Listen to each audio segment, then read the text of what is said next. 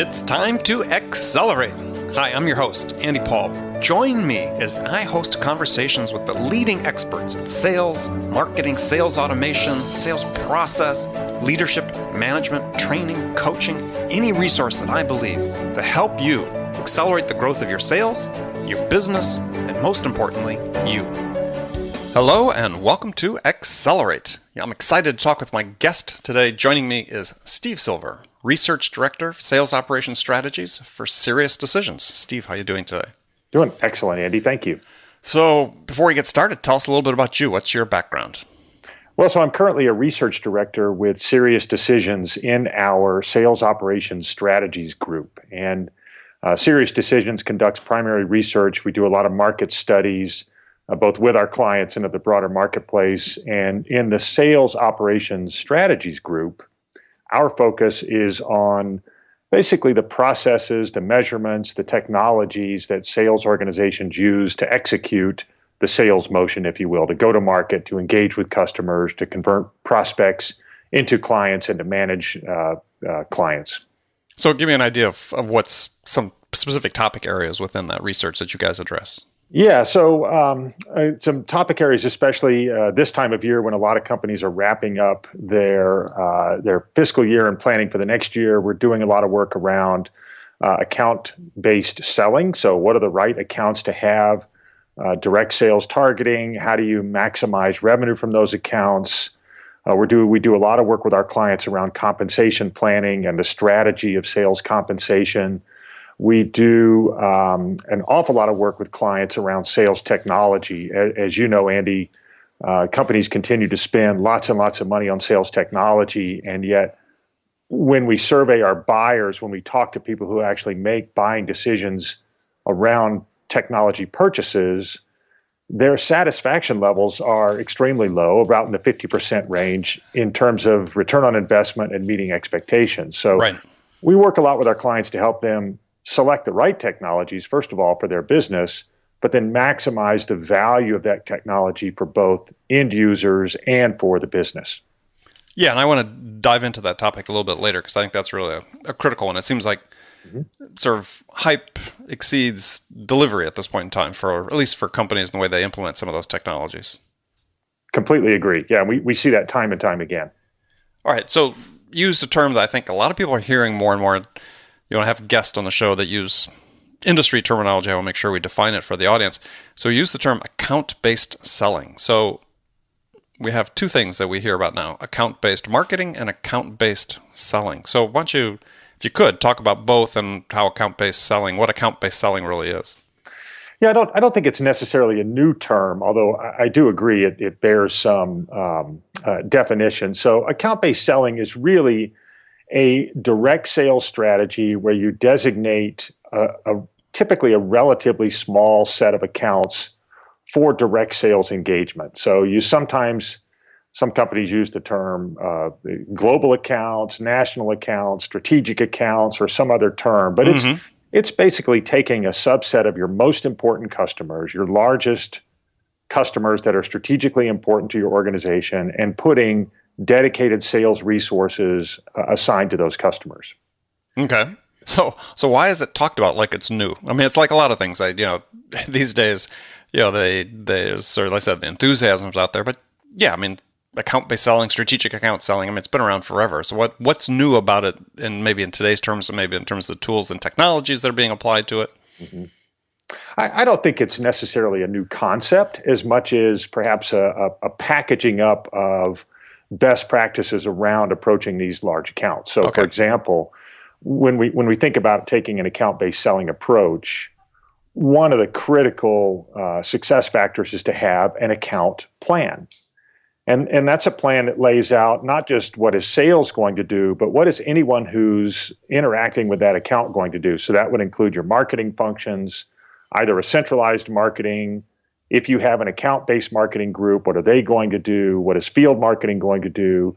Even including sales engineers, executive sponsors. So it's really a way of capturing that account ecosystem, if you will, bringing it under not necessarily a direct management, but an integrated management approach, and making sure that everything you're doing with your largest, most strategic accounts is moving in the right direction, is coordinated, and you're communicating among those various functional parts of the organization. Okay. Now, account-based marketing, I know it's not your area of expertise necessarily, but I'm sure you can talk to that a little bit. Well, I can, because it's an area where we are both advocates and proponents of a lot of collaboration between account-based selling and account-based marketing. In our opinion, you really can't have one without the other. So account-based marketing, think of it, it's sort of highly targeted marketing activities. Instead of broad marketing designed to generate leads or create demand or even create brand awareness, account-based marketing is very focused, again, on that subset of accounts, those largest customers, those strategic customers.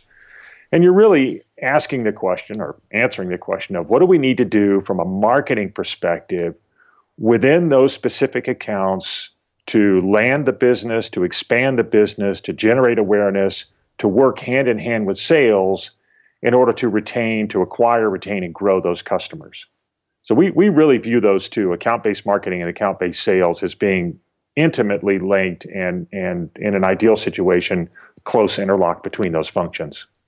Okay. So as you said, it's basically just the marketing counterpart of a strategic account plan, if you will, for sales, is you're going to have the same thing going on for your messaging to your strategic accounts. That's absolutely right. In fact, you used the word plan. We are definitely advocates of both an account sales plan, so that's one that the sales organization would develop and execute on, as well as a marketing plan that's really the peer to that. And those two things, it should be a very collaborative effort in developing and executing those plans. Should be. Should be. Isn't always, but should be. Well, it seems like when you get it down to that level, when you're really focused on specific account or subset of accounts that are strategic to the company, it seems like it should be easier to get sales and marketing in alignment, right? It should be, and in fact, that's where many organizations start, because you are dealing with, let's say, a very known universe, right? For the most part, we know or should know who our most valued accounts are. A lot of times we'll help our clients put together an account selection or segmentation tool that says, it's not just who's generating the most revenue. You may also need to consider your relationship with the account, your growth opportunity in that account, the sales relationship with that account, whether the account is looking to you as a strategic part of their growth plan. So are they leveraging your products and services to support their own growth objectives? Or does the account really fit with where you're going as a company? Or do they fit with where you're going as a company? Because as your product mix changes and your focus changes, are they still relevant? And I see that so often. It's that companies hang on to these type of accounts in terms of the resources they allocate to them way longer than they should. That's right. Or you get an account who is really looking to you. They want to negotiate volume discounts. And there's certainly nothing wrong with that. But if that's all they're looking to you for is the low-cost solution provider or vendor, they're probably not a candidate for an account-based marketing / account-based sales approach. Not to say you should walk away from them, but you want to move management of that account to your lowest sales resource, and that might be an inside sales resource. It might be some sort of account manager, or even an e-commerce type strategy. Yeah, well, I think for managers and sales reps that are in that situation, what the customer's saying to you is they don't see value in the channel. Right. So if they don't see right. So if they don't see value in the channel, don't invest in the channel to cultivate the account. Yeah. And truthfully, it's usually not that hard to figure out. But it does take some time to step back. And so again, when we talk about annual planning, selecting those accounts that are candidates for this more focused approach is really part of that annual planning process. Now, I imagine the challenge changes whether you're a large enterprise selling to a strategic account or a smaller enterprise. I mean, one of the things that I've been talking to a number of guests about recently is how small companies can use sales to large accounts as a way to grow the business. Mm-hmm. Seems like it's a little bit more difficult for them sometimes to make that decision to say, look, we need to sort of not deprioritize, if you will, this particular account because there's bigger fish out here, but it's really generating a lot of revenue for us. It may be more difficult but that doesn't mean it's any less critical. In fact, one could argue that it's perhaps more critical for a small to mid-sized company to be highly focused in their sales and marketing efforts. They simply don't have the massive amount of resources to sort of throw at the problem, if you will. So I think it's even more important to go through this segmentation exercise and for a small business really understand who are our buyers, who are our target accounts, where will we recognize the most revenue, where's the growth potential, and how can we go execute on that? Rather than it's important for a large account, large enterprise, but they typically have a little bit more flexibility in their resources. So I think you're right. It can be difficult, but it's equally as valuable. Oh, I agree. Yeah, it seems hard because, right, I've got somebody that's producing 5% of my revenue over here. I'm a small, mid-sized company, but they're not where we're going anymore. That's right. Man, that's still 5% of my revenue. Right? Well, again, Andy, that doesn't mean disconnect from them. No, I know. I understand. I'm just saying, from a manager's perspective, those are conversations you have. That's right. To your point earlier, it means transferring the responsibility for that account to a lower cost resource and being brutally honest with yourself about where your growth is going to come from. Yeah, absolutely. Well, let's talk a little bit about, you talked earlier about the investment companies are making in technologies, sales technologies, and not necessarily deriving the value from that. I mean, you wrote recently about how to get more value from your sales technologies. In your mind, what tools comprise the basic sales stack for companies these days? Well, I'll tell you, that's an easy question to ask and a not so easy question to answer. Well, that's why I'm asking and you're answering. And if you would ask me that maybe even 12, 18 months, 2 years ago, I probably would have had a more definitive answer because you would have said, okay, Salesforce automation is the core platform, and it still is. And these are things, when I say Salesforce automation, I'm talking about, of course, Salesforce.com, Microsoft CRM Dynamics, Oracle Sales Cloud, SAP Sales, those types of tools. And that's still the core. And then you would have layered on maybe a configure price quote tool, a sales analytics tool, maybe something to manage your channel partners. And you could roughly categorize sales technologies into maybe 8 to 10 categories. And we were doing that. We had our sales technology wheel, if you will. We recently did away with that. And the reason is a couple of reasons. First of all, there's been this explosion of vendors in the marketplace. Right.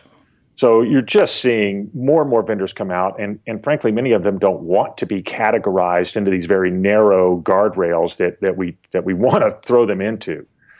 So the vendors are expanding, and the existing vendors, through either acquisition or expanding of their product lines, are also pushing those guardrails and moving beyond what you might traditionally think of. So, for example, a configure price quote vendor is taking the data that they're getting through by having sales reps prepare quotes, configure deals, and present them to clients to gather data, turn that into insight, turn that into intelligence, and provide it back to sales reps as useful intelligence about an opportunity and give guidance to sales reps. So now you start to ask, well, is that a configure price quote tool? Is it a sales intelligence tool?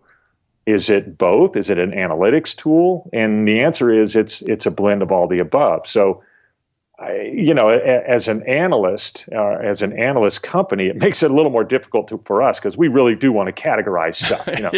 I know you want to make it clear. We do, and we're struggling to do that. And I think what we've done is broaden the categories, but also acknowledge that vendors are moving beyond these narrow categories. They're broadening their expertise.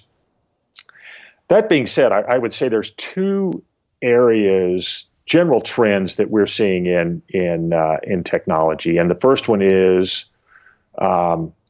companies are going beyond their core expertise to add analytics, like I just described. Right. So almost every tool out there is trying to add value back beyond just performing a function, and look at how can we perform that function, gather data, and then leverage that data to provide greater sales intelligence, either to sales or to marketing, so that you're getting guidance out of it. Yeah, I mean, it seems like the holy grail to some degree is that, I mean, I'm projecting, is that, companies like to get to the point where basically, salesperson wakes up, turns on the smartphone, and they've been given directives by by their various systems that they're using, the elements of their sales stack that got together and said, look, these are the people you need to call today because, and, that's very much sort of taken out of their hands in terms of deciding what they need to do.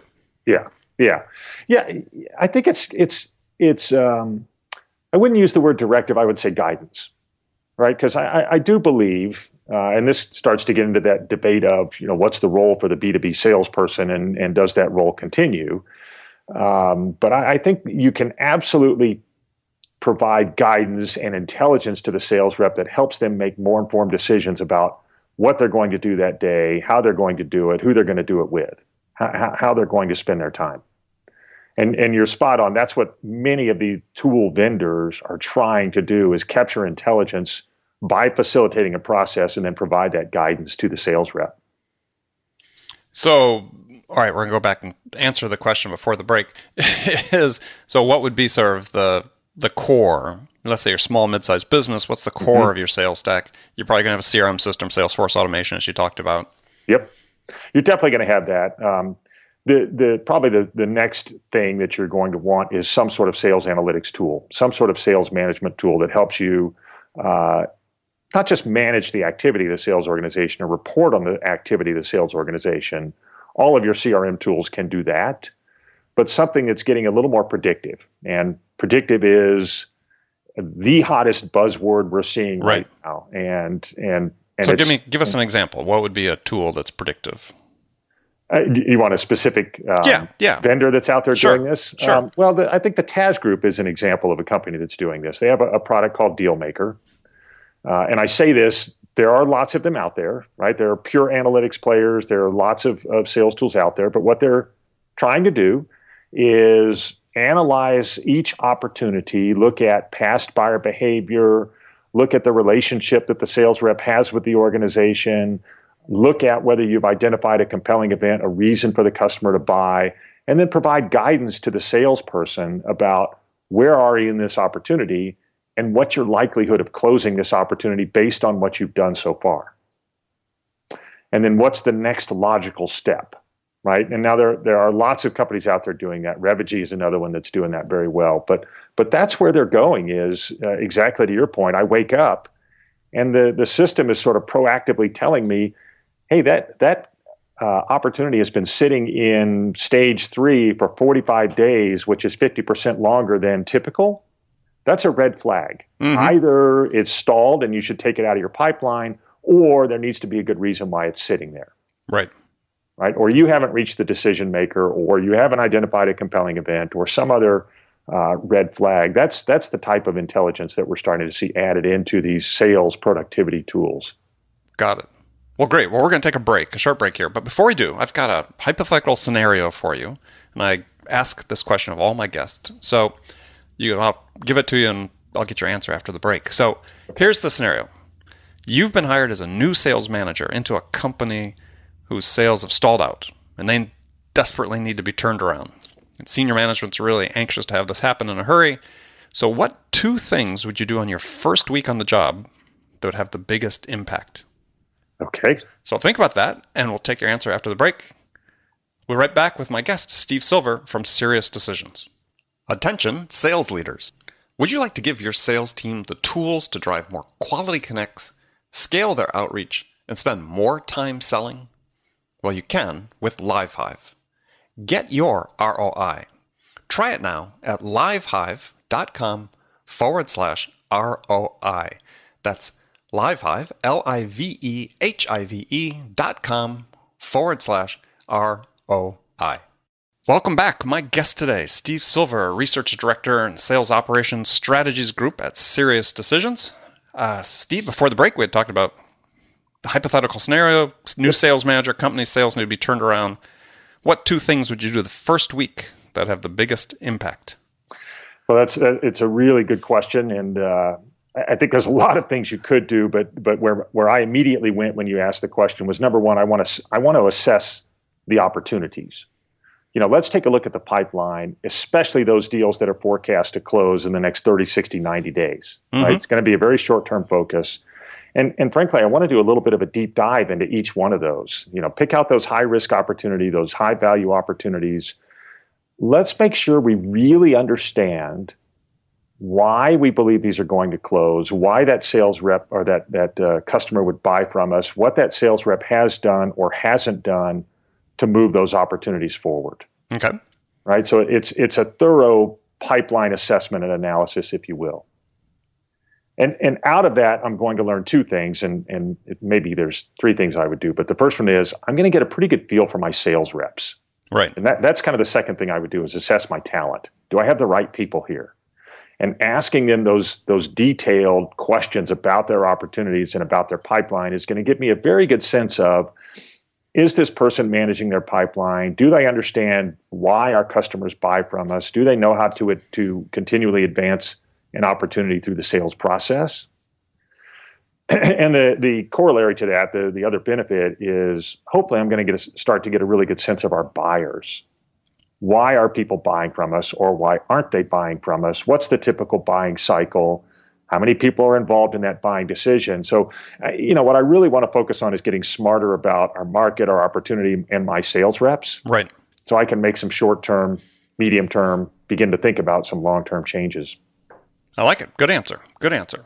You pass. You can keep your job as a research analyst. So let's go back to, we were talking about the sales technologies. Yep. And you had sort of 4 points about how to derive the most out of your investment in these technologies. And I sort of changed the order of them that you had listed in your article. But I think for me, the most important was you said make that shift from buying software to buying outcomes. Yes. Right? Because there's no shortage of tools that promise certain things. But to me, the issue is always knowing what's achievable with your resources and so on. So how do people make that mindset change? Well, that's the other really interesting shift that we're seeing in terms of the vendor-buyer relationship, if you will.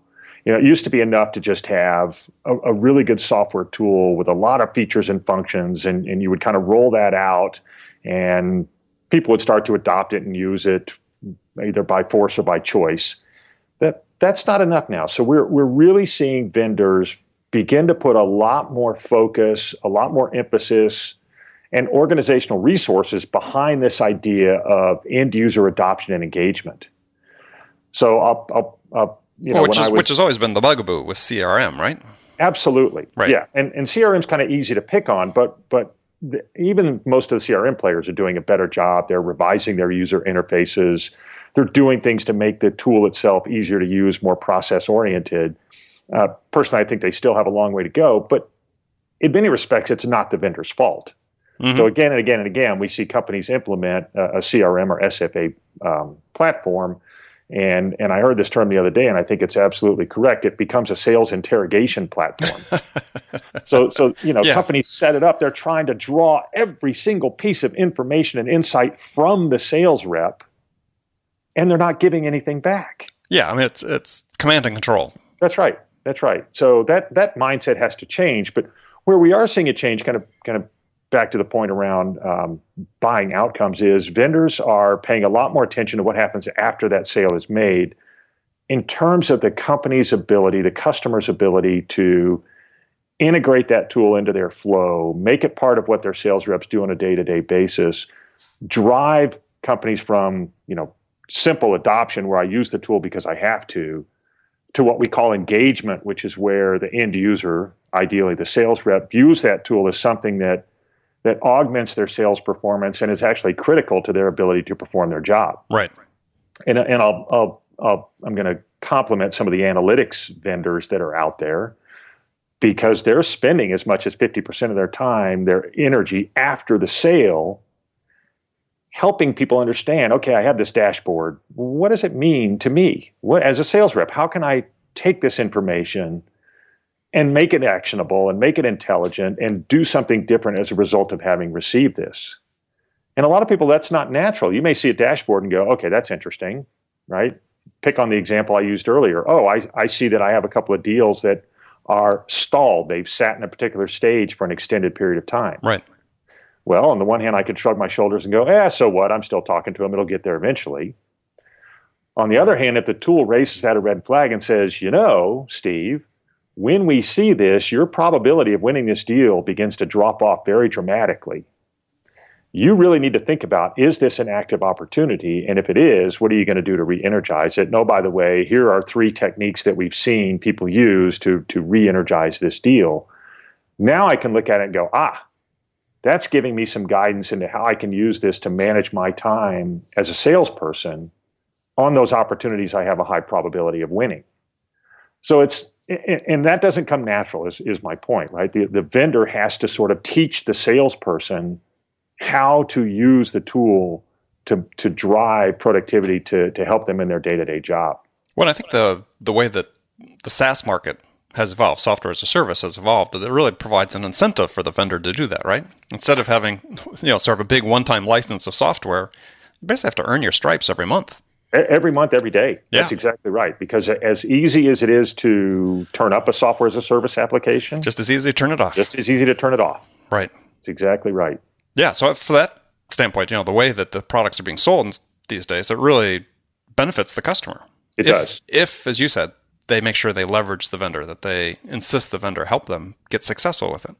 Yeah, and we have actually seen vendors who have told prospects, we have this customer engagement program, or we have a customer success team. We have a process that we go through, a change management process, if you will.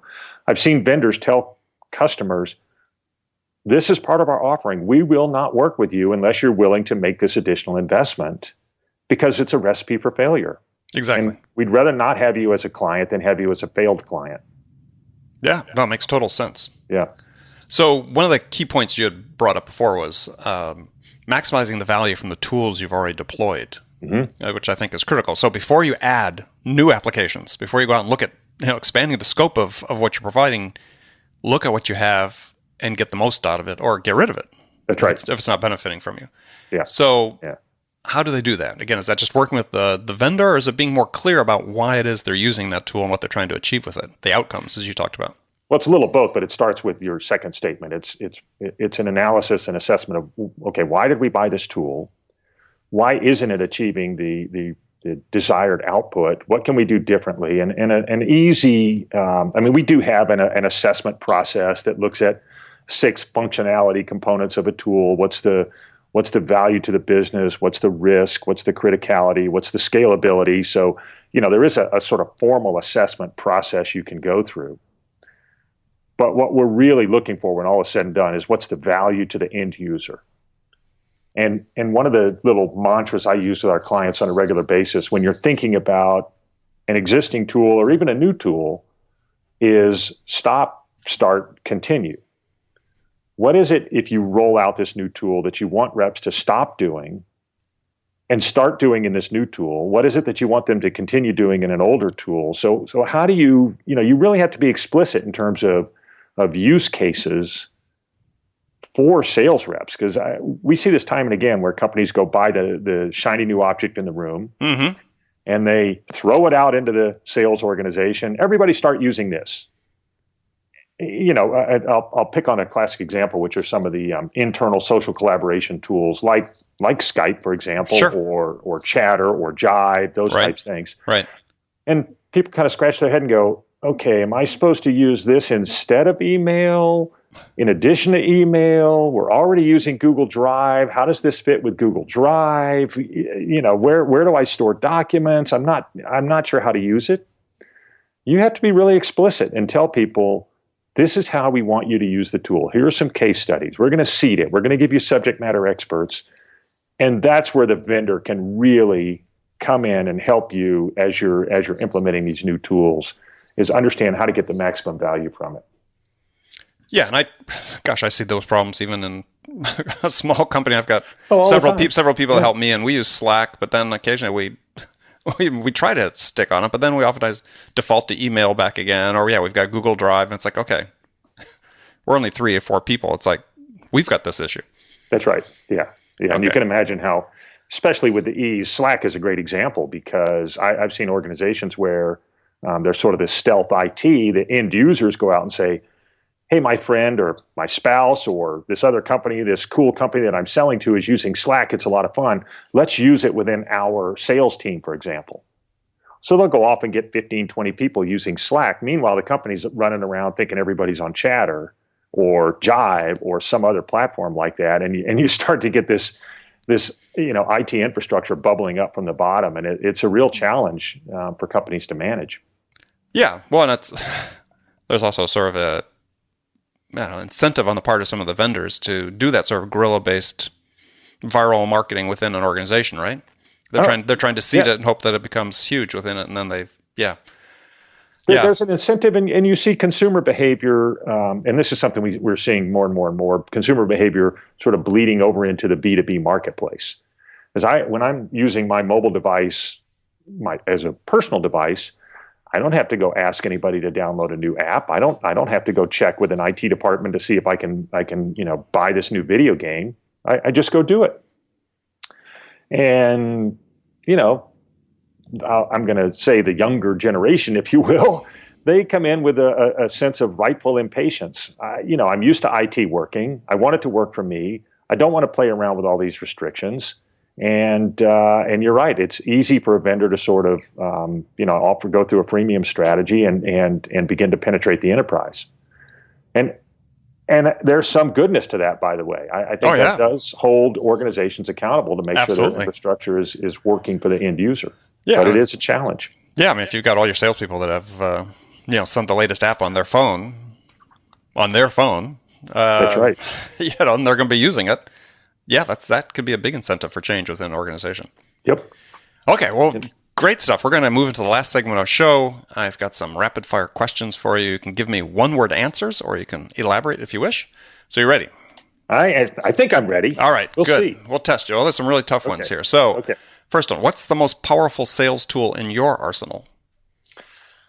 In my personal arsenal? Yeah. Oh, I think it's me. There you go. That's a good answer. I think it, and I think that's true for any salesperson. We talk a lot about, and we've seen a lot of changes in B2B selling, but in supposedly new sales models, when all is said and done, Andy, there's still a huge value to that personal relationship, or to the value that the salesperson adds to the transaction. Yeah, I say the interpersonal interaction.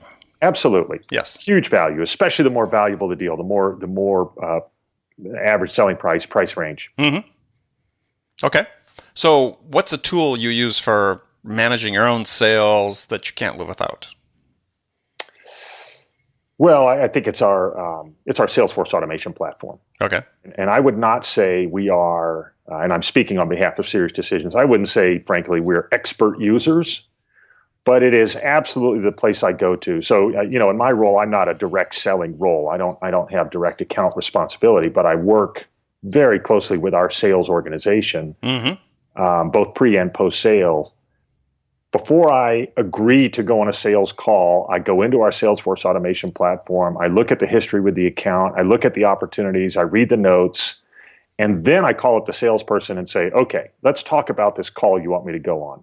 What are our objectives? Who are we meeting with? What's your desired outcome? How are we going to get there? What assets are we going to use to give to the customer or leave behind? So putting together that call plan, but it all starts with that Salesforce automation platform. All right. Who's your sales role model?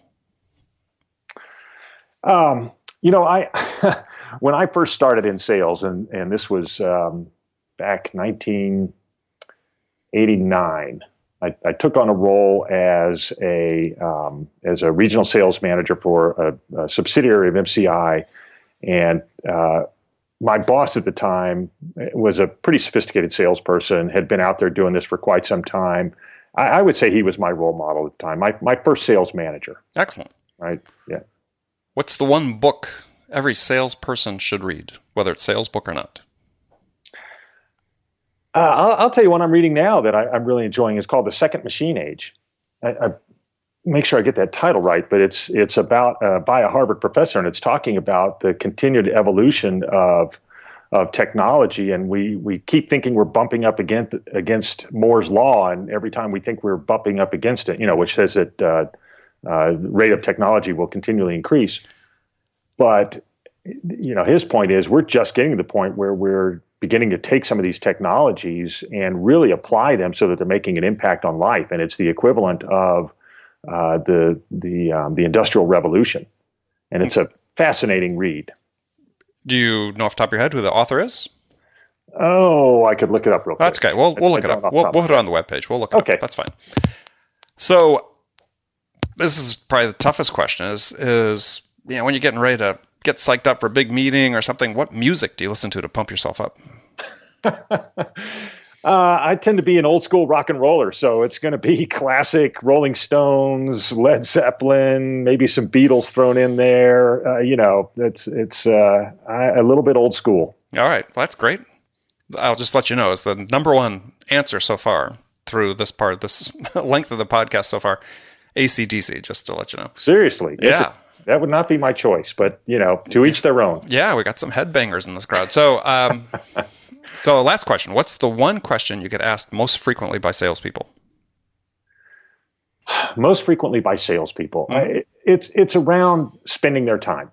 How should they spend their time? I'm having that direct conversation with a sales rep, not a sales manager, not a sales leader. A rep. A rep. I think it's around, I'd like to I want to make sure I'm doing the right things, but I'm distracted by all this other stuff. I'm spending a lot of my time chasing down orders. I'm spending a lot of my time trying to get a contract approved. I'm spending a lot of my time doing these internally facing administrative activities. How do I stop doing that and spend more of my time on core selling activities, customer-facing activities? And what's your answer?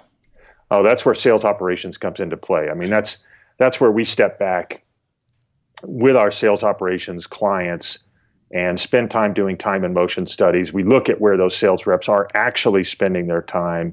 We look at ways to give them time back, and then to kind of make sure they're spending their time on the right thing. So I wouldn't say there's one easy answer, but it's definitely an area where we spend an awful lot of energy and consulting time with our clients. Very good. All right. Well, I want to thank you for being my guest today. My guest has been Steve Silver, Research Director of Sales Operations Strategies at Sirius Decisions. Steve, tell folks how they can find out more about you and Sirius Decisions. Easiest way is to go to our website, www.sirius, that's SIRIUS, decisions.com.